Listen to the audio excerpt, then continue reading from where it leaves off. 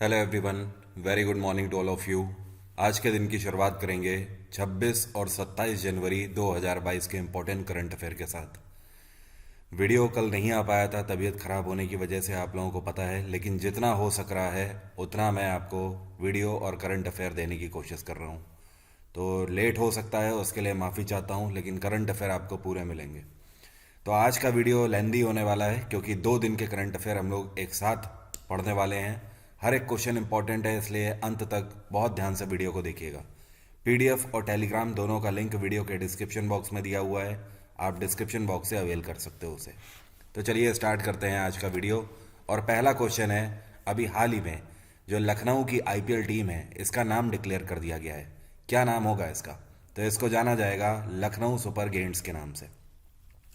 Actually जो लखनऊ की जो फ्रेंचाइजी टीम है इसके ओनर हैं इस टाइम पे संजीव गोयनका, और संजीव गोयनका के द्वारा एक ओपन पोल कराया गया था, मतलब लोगों से राय ली गई थी कि इस टीम का क्या नाम होना चाहिए।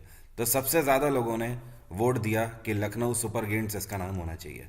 ध्यान रखिएगा, मैंने आपको पहले ही बताया है, लखनऊ की जो आईपीएल टीम है इसके कोच के रूप में एंडी फ्लावर को अपॉइंट किया गया था। किसको? एंडी फ्लावर इसके कोच होंगे। और जो दूसरी नई टीम जो खेल रही है, क्या आप उसका नाम मुझे कमेंट बॉक्स में बता सकते हो, जिसके कोच आशीष नेहरा अपॉइंट किए गए हैं? अगला क्वेश्चन है, अभी हाल ही में एक किताब लॉन्च हुई है, इस किताब का नाम है द एंजल्स ऑफ कैलाश। ये किताब किसके द्वारा लिखी गई है? तो ये किताब लिखी है शुभीरा प्रसाद ने। किसने? शुभीरा प्रसाद। बाय द वे आपको मैं बता दूं, ट्रायोलॉजी का मतलब है कि ये किताब बेसिकली 3 किताबों को मिलाकर एक सीरीज़ है।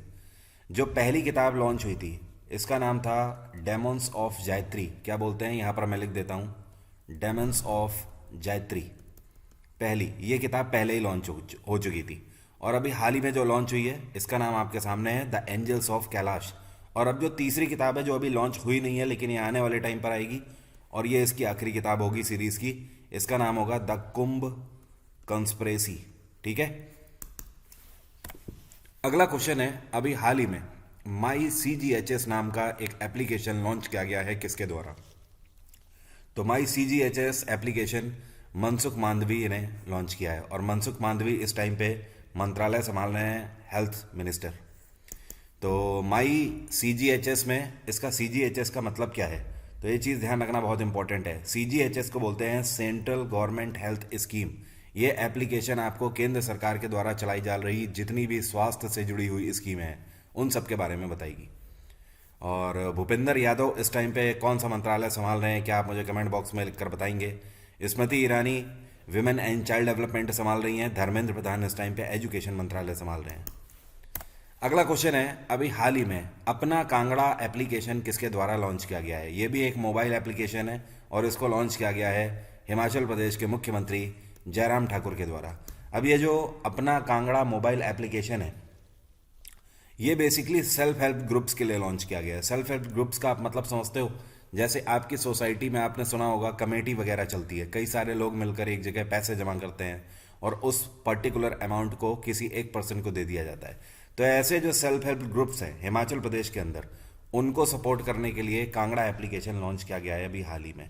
और इसके अलावा इस एप्लीकेशन की खास बात ये होगी, ये टूरिस्ट का एक्सपीरियंस शेयर करेगा एप्लीकेशन। मतलब ऐसे टूरिस्ट जो कि हिमाचल घूमने जाते हैं वो अपना एक्सपीरियंस इस एप्लीकेशन पे देंगे, और वो आप देख सकते हो कि हिमाचल अगर आप भी कभी घूमने जाना चाहते हो तो आप इस एप्लीकेशन पे देख सकते हो लोगों का क्या फीडबैक है।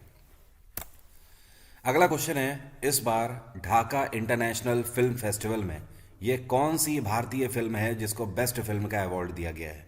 तो इस फिल्म का नाम है कुछांगल। क्या नाम है? कुछांगल। और ये फिल्म डायरेक्ट करी गई है PS विनोद राज के द्वारा। किसके द्वारा? PS विनोद राज।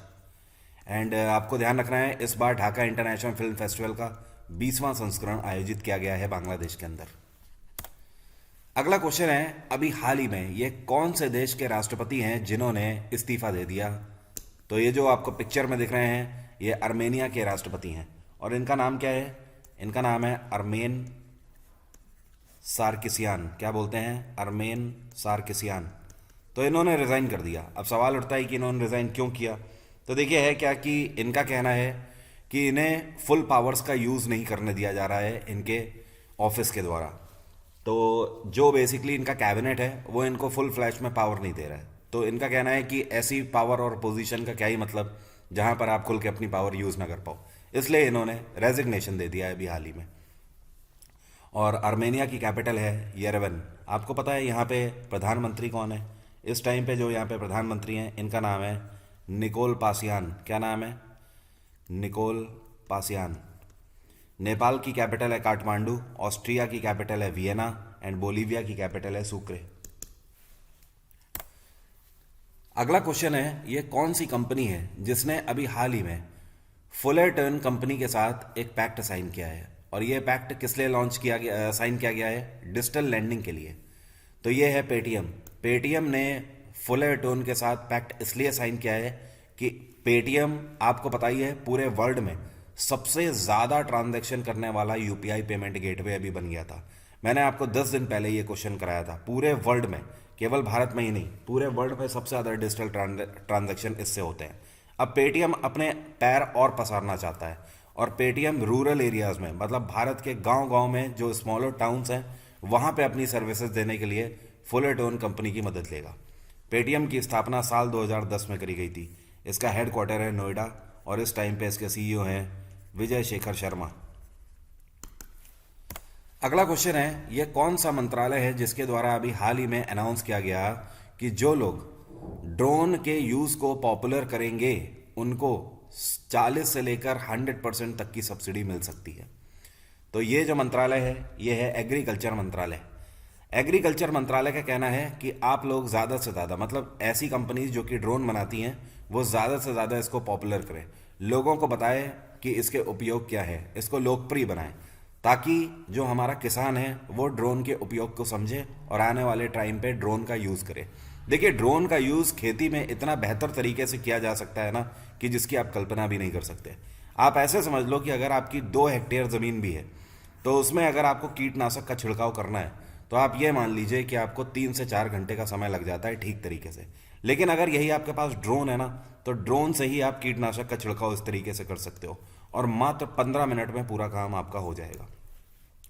इसके अलावा भी आपके और भी कई सारे काम हो सकते हैं। आपको बार बार अपने खेतों की हिफाजत करने के लिए खेतों के अंदर से होकर गुजरने की ज़रूरत नहीं है।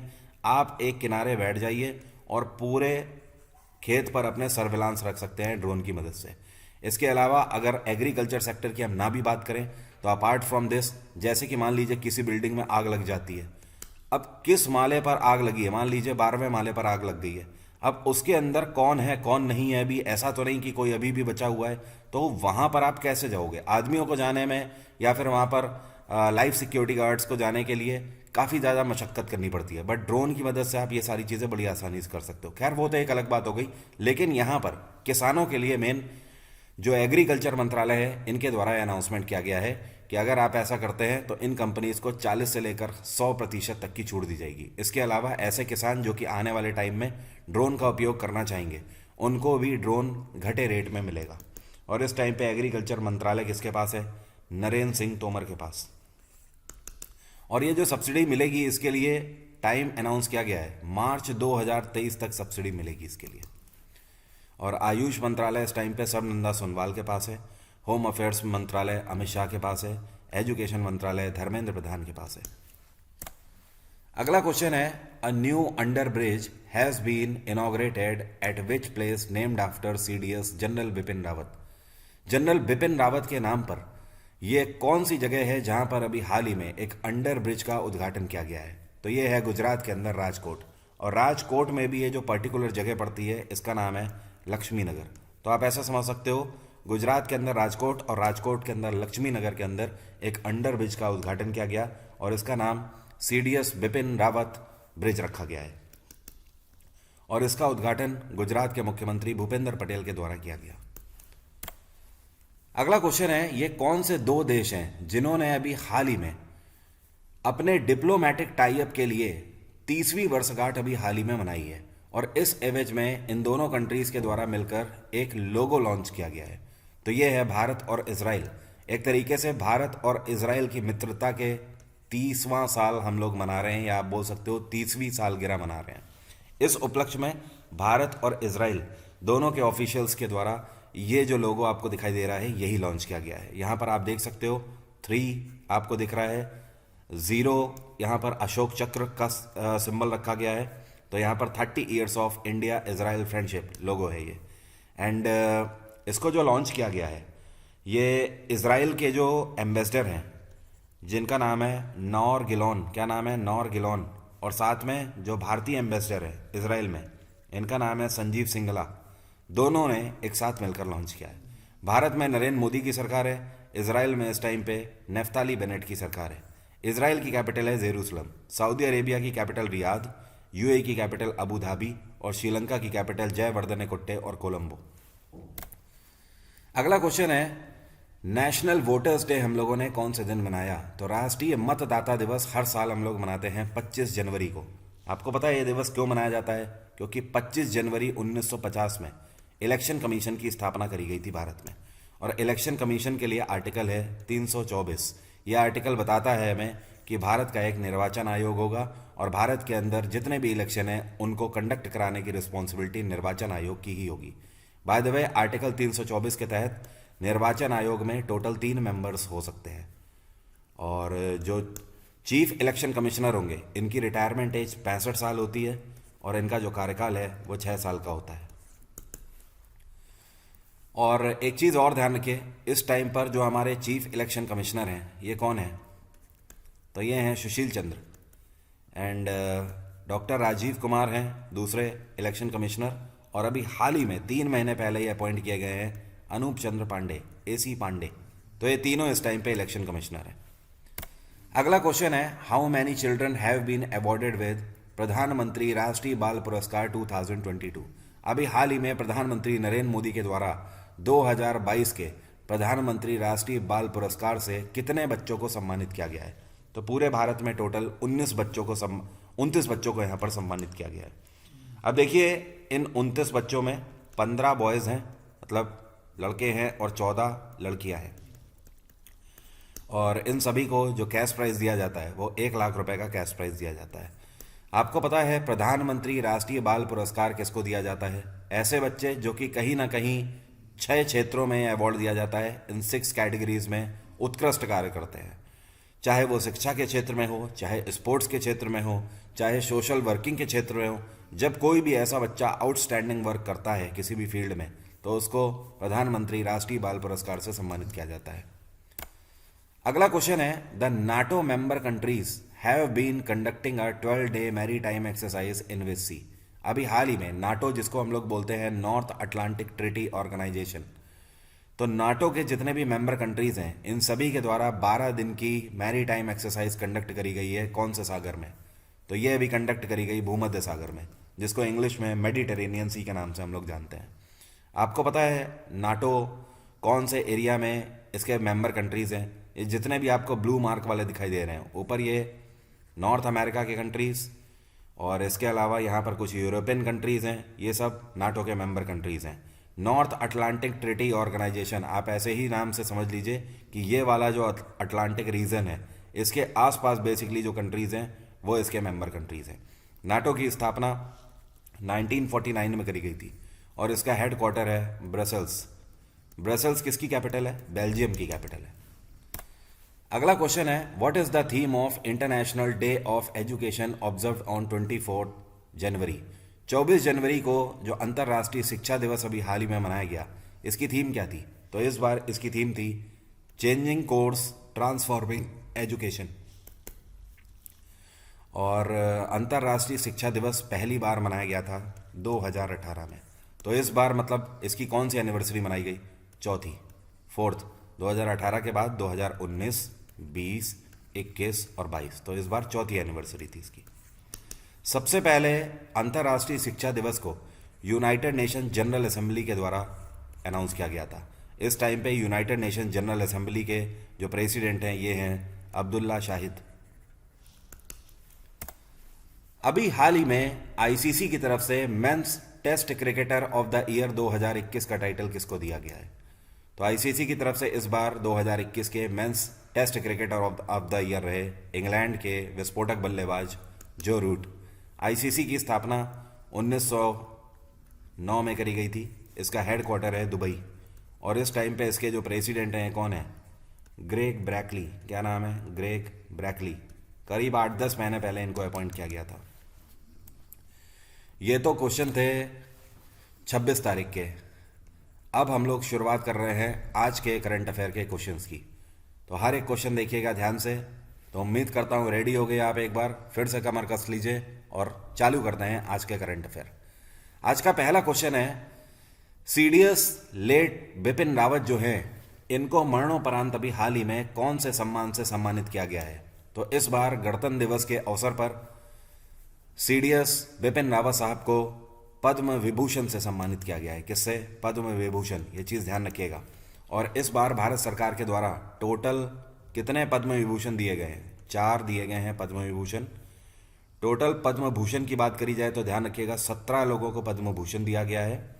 और पद्मश्री की अगर बात करी जाए तो 104 लोगों को पद्मश्री दिया गया है। ये इंपॉर्टेंट है, ध्यान रखिएगा। नेक्स्ट क्वेश्चन है, how many Indian movies have been nominated for Oscar award 2022? 2022 के ऑस्कर अवार्ड्स में कितनी भारतीय मूवीज को नॉमिनेट किया गया है? तो इस बार टोटल अगर बात करें तो 2 भारतीय मूवी नामांकित करी गई हैं इसमें। जो पहली मूवी है ये है जय भीम। एक तो आपको ध्यान रखना है, जय भीम को नॉमिनेशन मिला। और दूसरी मरक्कर। क्या नाम है? मरक्कर। ठीक है। अगला क्वेश्चन है, विच 2 states have tied up for construction of आदि बद्री बांध? कहने का मतलब यह है कि आदि बद्री बांध का निर्माण कार्य करने के लिए कौन से 2 राज्यों ने अभी हाल ही में समझौता किया है? तो ये है हरियाणा और हिमाचल प्रदेश। ये दोनों राज्य मिलकर आदि बद्री बांध की स्थापना करेंगे। और ये जो डैम होगा इसकी खास बात यह है कि इसकी कैपेसिटी 224 हेक्टेयर मीटर वाटर की होगी। और ये कौन सी नदी के ऊपर बन रहा है? तो ध्यान रखिएगा सोम्ब नदी के ऊपर बन रहा है। किसके ऊपर? सोम्ब रिवर। ध्यान रखिए सोन नदी अलग है, ये सोम्ब है, सोम्ब रिवर। और सोम्ब रिवर किसकी ट्रिब्यूटरी है? ये यमुना की ट्रिब्यूटरी है, यमुना में जाके मिल जाती है। हरियाणा में इस टाइम पे खट्टर सरकार है, हिमाचल प्रदेश में जयराम ठाकुर की सरकार है, और उत्तर प्रदेश में योगी आदित्यनाथ की सरकार है, बिहार में नीतीश कुमार सरकार है, राजस्थान में अशोक गहलोत हैं और गुजरात में भूपेंद्र पटेल हैं। अगला क्वेश्चन है, अभी हाल ही में भारत सरकार की तरफ से परम विशिष्ट सेवा मेडल से किसको सम्मानित किया गया है? तो आप पिक्चर से पहचान ही गए होंगे, ये हैं इस बार के टोक्यो ओलंपिक्स के गोल्ड मेडलिस्ट नीरज चोपड़ा। इनको सम्मानित किया गया है परम विशिष्ट सेवा मेडल से। एक चीज़ और ध्यान रखिएगा, नीरज चोपड़ा को इसके अलावा इस बार पद्मश्री भी मिला है। तो ये दोनों अवार्ड इनको मिले हैं। और आपको पता ही है टोक्यो ओलंपिक्स में इकलौता गोल्ड लाने वाले इस बार है नीरज चोपड़ा। नेक्स्ट क्वेश्चन है, यह कौन सा राज्य है जो कि भारत में पहली बार ग्राफीन इनोवेशन सेंटर की स्थापना करेगा? तो यह है केरल। केरल के अंदर भारत में पहली बार ग्राफीन इनोवेशन सेंटर की स्थापना करी जाएगी। आपको पता है ग्राफीन इनोवेशन सेंटर किसको बोलते हैं? एक ऐसा इंस्टीट्यूट जहां पर सिर्फ और सिर्फ न्यू टेक्नोलॉजीज के बारे में रिसर्च किया जाता है। मतलब ऐसी टेक्नोलॉजीज जो कि पहले हुई ही नहीं है। किसी भी पुरानी टेक्नोलॉजी के बारे में यहां पर रिसर्च नहीं होती है, only discovering for new technology. दूसरी चीज, नई टेक्नोलॉजी से जुड़े हुए प्रोडक्ट और उनके प्रोसेस के ऊपर सिर्फ रिसर्च करी जाती है। तो इस तरीके का कोई भी इनोवेशन सेंटर भारत में इससे पहले नहीं था। अब इसकी स्थापना केरल के अंदर करी जाएगी। और केरल में इस टाइम पे पिनाराई विजयन की सरकार है। यहाँ पे गवर्नर हैं आरिफ मोहम्मद खान। तमिलनाडु में एमके स्टालिन की सरकार है, और गुजरात में भूपेंद्र पटेल हैं, और उड़ीसा में नवीन पटनायक हैं। अगला क्वेश्चन है, ये कौन सा मंत्रालय है जिसके द्वारा अभी हाल ही में 73वें रिपब्लिक डे के दिन पद्म अवार्ड्स का अनाउंसमेंट किया गया? तो हम सभी को पता है हर साल जो पद्म पुरस्कार हैं इनकी घोषणा करी जाती है होम अफेयर्स मंत्रालय के द्वारा। और यह मंत्रालय इस टाइम पे अमित शाह के पास है। कॉरपोरेट अफेयर्स मंत्रालय नया मंत्रालय बना है पिछली बार, और ये भी अमित शाह के पास है। आपको पता है कॉरपोरेट अफेयर्स मंत्रालय क्यों नया बनाया गया था? इसका मेन काम होगा पूरे भारत में बिजनेस के लिए मानक तैयार करना। मतलब नए नए कानूनों का गठन करना पूरे भारत में व्यापार करने के लिए। और एजुकेशन मंत्रालय धर्मेंद्र प्रधान के पास है, डिफेंस मंत्रालय राजनाथ सिंह के पास है। नेक्स्ट क्वेश्चन है, ये कौन सी राज्य सरकार या यूटी है, या फिर आप राज्य सरकार ना बोल के ऐसे समझ लीजिए, ये कौन सा राज्य या यूटी है जिसको इस बार सबसे ज़्यादा पुलिस मेडल्स फॉर गैलेंट्री के लिए सम्मानित किया गया है। तो इस बार सबसे ज़्यादा मेडल ले गया है जम्मू कश्मीर। जम्मू कश्मीर के अंदर आपको पता है टोटल कितने मेडल मिले हैं पुलिस पर्सनल्स को? 115 गैलेंट्री मेडल्स दिए गए हैं। नंबर 1 पे रहा है जम्मू कश्मीर। और पूरे भारत में अगर बात करी जाए हर राज्य और यूटी को मिलाकर, तो टोटल इस बार 939 मेडल्स पुलिस पर्सनल्स को उनकी सेवा देने के लिए दिए गए हैं। तो 939 में 115 अकेले जम्मू कश्मीर पुलिस को मिले हुए हैं। ठीक है। और जम्मू कश्मीर में इस टाइम पे गवर्नर कौन है? ये हैं मनोज सिन्हा। नेक्स्ट क्वेश्चन है, अभी हाल ही में हमारा ये कौन सा इंडियन नेवल शिप है, ये कौन सा आईएनएस है जो कि 32 साल की सेवाएं देने के बाद रिटायर हो गया? तो अभी हाल ही में डी कमीशन कर दिया गया है आईएनएस खुकरी को। और आपको बता दूं आईएनएस खुकरी ने 1971 में इंडिया पाकिस्तान वॉर में भी हिस्सा लिया था, ये इसकी खास बात है। लेकिन उसके बाद इसका प्रो वर्जन लॉन्च किया गया, मतलब इसका वर्जन जो है वो इन्हेंस करके जो लॉन्च किया गया था वो 1989 में लॉन्च किया गया। तो तब से इसको गिना जा रहा है 1989 से लेकर 2022 तक टोटल इसने 32 साल सर्व कर लिए हैं और अब इसको म्यूजियम में तब्दील कर दिया जाएगा। ये बेसिकली मिसाइल फिटेड आईएनएस था। नेक्स्ट क्वेश्चन है, ये आज के सबसे इंपॉर्टेंट क्वेश्चन में से एक क्वेश्चन है। अभी हाल ही में करप्शन परसेप्शन इंडेक्स 2021 में भारत ने कौन सी रैंक सिक्योर करी है? तो करप्शन के मामले में पूरे वर्ल्ड में भारत ने इस बार 85वीं रैंक सिक्योर करी है, 85th रैंक। आपको याद होना चाहिए पिछले साल भारत ने इसमें 86 रैंक सिक्योर करी थी लास्ट ईयर, बट इस बार 85 रैंक सिक्योर करी है। मतलब पहले से स्थिति बेहतर हुई है भारत की। और अगर बात करी जाए कि इसको इस बार टॉप किसने किया, तो नंबर 1 पे जो कंट्री रहा है ये है डेनमार्क। मतलब डेनमार्क करप्शन के मामले में आप बोल सकते हो करप्शन को हटाने के मामले में सबसे बेहतर है, या फिर आप ऐसे बोल सकते हो सबसे कम करप्शन डेनमार्क में है पूरे वर्ल्ड में।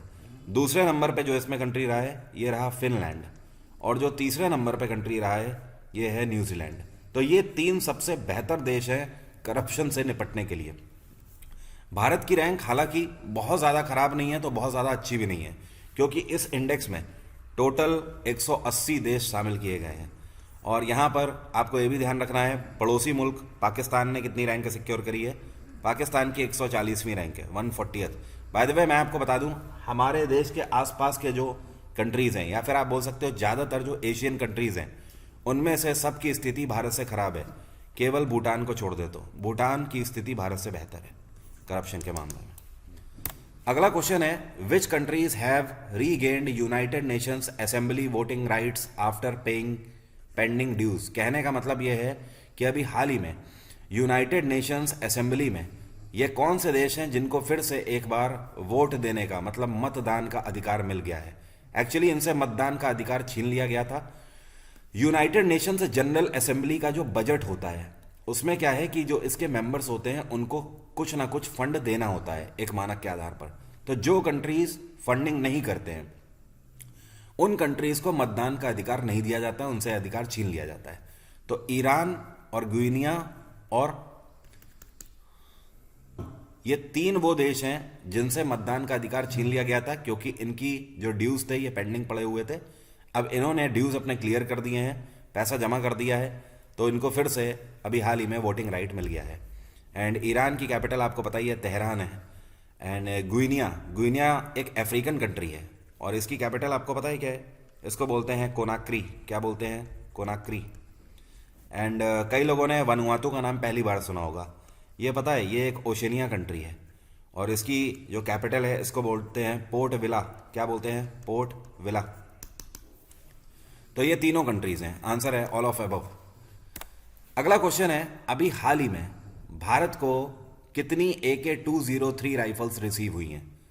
तो भारत को अभी हाल ही में टोटल 70,000 AK-203 राइफल्स रिसीव हुई है। मैं आपको पहले भी बता चुका हूं AK-203 असॉल्ट राइफल को बनाने के लिए भारत सरकार ने रशियन गवर्नमेंट के साथ पैक्ट साइन किया है, या फिर आप ऐसे बोल सकते हो रशिया भारत की मदद कर रहा है भारत में इन राइफल्स का निर्माण करने के लिए। तो आगे आने वाले टाइम में पूरे तरीके से इनको मैन्युफैक्चर भारत में ही किया जाएगा। इंडो रशिया ज्वाइंट वेंचर के तहत उत्तर प्रदेश के अमेठी में करीब आज से 2.5 साल पहले ही एक मैन्युफैक्चरिंग सेंटर खोल दिया गया था। नेक्स्ट क्वेश्चन है, who has taken oath as the first women जज of supreme court of Pakistan. Pakistan के सुप्रीम कोर्ट में पहली बार कोई महिला जज के रूप में अपॉइंट करी गई हैं। इनका नाम क्या है? तो जो आपको पिक्चर में दिख रही हैं ये हैं आयशा मलिक। आपको याद होगा 1 महीने पहले करीब मैंने आपको बताया था कि आयशा मलिक को पाकिस्तान का जो जुडिशियल कमीशन है उसके द्वारा सुप्रीम कोर्ट में जज के रूप में अपॉइंट कर दिया गया था, लेकिन उस टाइम पर परमिशन पार्लियामेंट्री कमेटी से नहीं मिली थी। तो पार्लियामेंट्री कमेटी तब तक इस पर विचार कर रही थी और फाइनली अब उनका फैसला आ गया है कि Ayesha Malik supreme court of Pakistan में जज के रूप में सर्व कर सकती हैं। तो अब ये अभी हाल ही में बनी हैं सुप्रीम कोर्ट ऑफ पाकिस्तान में जज, और ऐसा पहली बार हुआ है पाकिस्तान के इतिहास में। और क्या आप बता सकते हो इस टाइम पे पाकिस्तान के चीफ जस्टिस कौन है? तो जो इस टाइम पे हैं ये हैं गुलजार अहमद। और भारत के तो आपको पता ही है ना सीजीआई कौन है? एनवी रमन भारत के हैं। अगला क्वेश्चन है, ये कौन सी यूटी है जिसने अभी हाल ही में पहली बार क्या है कि बीआरओ मतलब बॉर्डर रोड ऑर्गेनाइजेशन के एम्प्लॉयज को कमेंडेशन सर्टिफिकेट से सम्मानित किया है? तो ये है लद्दाख। और अब आप समझ ही गए होंगे, पिछले कुछ टाइम में कई बार मैंने आपको बताया है बॉर्डर रोड ऑर्गेनाइजेशन के द्वारा तरह तरह के कई सारे नए रोडों का निर्माण लद्दाख के अंदर किया गया है, कई सारे नए हाईवेज का निर्माण किया गया है। तो इन सारी चीज़ों को देखते हुए लद्दाख के अंदर बहुत सारा डेवलपमेंट हुआ है बॉर्डर रोड ऑर्गेनाइजेशन की वजह से। तो इस वजह से लद्दाख के अंदर जो गवर्नर हैं राधा कृष्ण माथुर, इनके द्वारा बीआरओ के कई सारे एम्प्लॉयज़ को मतलब टोटल 10 एम्प्लॉयज़ को सम्मानित किया गया है। एंड बीआरओ की स्थापना 1960 में करी गई थी। इसका हेडक्वार्टर है नई दिल्ली, और इस टाइम पे जो बीआरओ के डायरेक्टर जनरल हैं ये हैं लेफ्टिनेंट जनरल राजीव चौधरी। अगला क्वेश्चन है, ये कौन से 2 राज्य हैं जिन्होंने अभी हाल ही में, इनका दशकों पुराना सीमा विवाद चल रहा था, तो अभी इन्होंने फैसला कर लिया है कि हम कोर्ट के बाहर ही इसको निपटा लेंगे, मतलब एक दूसरे के साथ बैठकर इसका समाधान कर लेंगे। कोर्ट में इनका ये पेंडिंग पड़ा था केस, अब ये दोनों राज्य सरकारें कोर्ट से इसको विड्रॉ कर रही हैं केस को, और अपना जो सीमा विवाद है उसको बैठकर ही सुलझा लेंगे। तो ये है आसाम और नागालैंड। इस मैप में मैं आपको समझा सकता हूँ, ये वाली जो आउटलाइन आपको दिखाई दे रही है ये आसाम है, ठीक है, और ये जो आपको ब्लू वाली लाइन दिखाई दे रही है तो ये देखिए ये है नागालैंड, ये ब्लू वाला पूरा। अब देखिए ये जो आपको ऊपर दिखाई दे रही है ना, ये देखिए ब्रह्मपुत्र नदी जा रही है। यहाँ पर जितना भी है आपको ये एक्वा कलर वाला ब्लू वाला जो मार्क दिखाई दे रहा है यही डिस्प्यूटेड एरिया है। इसी एरिया की वजह से, और ये दोनों राज्यों के बीच में विवाद है, और कई बार दोनों राज्यों के बीच में इसको लेकर काफ़ी ज़्यादा विवाद भी उठ चुका है। इसके बारे में मैं आपको एक पूरा वीडियो दे दूंगा बहुत जल्दी कि मुद्दा क्या था, विवाद कैसे उठा था, ठीक है। तो फिलहाल ध्यान रखिए, इसके लिए अब दोनों आउट ऑफ कोर्ट सेटलमेंट कर लेंगी राज्य सरकारें। आसाम में इस टाइम पे हिमांता बिस्वा शर्मा की सरकार है, नागालैंड में नेपी रियो की सरकार है, और आसाम और नागालैंड दोनों के गवर्नर इस टाइम पे एक ही है, doctor Jagdish Mukhi. Next question है, who has approved conferment of जीवन रक्षा पदक सीरीज ऑफ अवार्ड। कहने का मतलब यह है कि अभी हाल ही में किसके द्वारा जीवन रक्षा पदक की पूरी सीरीज बांटी गई है। अच्छा एक चीज़ और, आप लोग वीडियो में जो लाइक का टारगेट होता है उसको पूरा नहीं करते हैं, क्या हुआ, कोई नाराज़गी है क्या? आज के वीडियो में मैं एक बार फिर से आपको 4000 लाइक्स का टारगेट दे रहा हूँ, इसे पूरा ज़रूर करना है, लाइक का बटन ज़रूर दबाना है, जिससे मुझे मोटिवेशन मिलता है काफ़ी। तो फिलहाल ध्यान रखिए, राष्ट्रपति रामनाथ कोविंद के द्वारा इस बार जीवन रक्षा पदक बांटे गए हैं। अब देखिए जीवन रक्षा पदक पता है किसको दिया जाता है? ऐसे लोगों को दिया जाता है जिन्होंने किसी की ज़िंदगी बचाई हो। तो इस बार टोटल कितने जीवन रक्षा पदक दिए गए हैं, तो ये इंपॉर्टेंट है, 51 दिए गए हैं टोटल, ठीक है। और अनअकैडमी पर इस टाइम पे ऑफर चल रहा है, ये ऑफर 26 जनवरी की वजह से है, रिपब्लिक डे का ऑफर है। अगर आप वरुण 777 डिस्काउंट कोड यूज़ करते हो तो इस टाइम पर आपको 1 साल के सब्सक्रिप्शन पे सीधे 6 महीने का सब्सक्रिप्शन आपको फ्री मिल रहा है, सीधे। अभी तक जो 3 से 4 महीने का सब्सक्रिप्शन फ्री था, अब इस टाइम पे आपको 6 महीने का मिल रहा है। ये ऑफर अगले 2 दिन तक ही सिर्फ सीमित है। तो आप इस कोड की मदद से कोई भी सब्सक्रिप्शन ले सकते हो, सब में आपको 6 महीने का एक्स्ट्रा सब्सक्रिप्शन मिलेगा। लेकिन ध्यान रखिए, कम से कम 1 साल का अगर आप सब्सक्रिप्शन ले रहे हो तो उसी पर ये ऑफर है। तो आज की बात यहीं तक, bye bye, take care, have a nice day, आपका दिन मंगलमय हो। कल सुबह फिर से यहीं पर मुलाकात।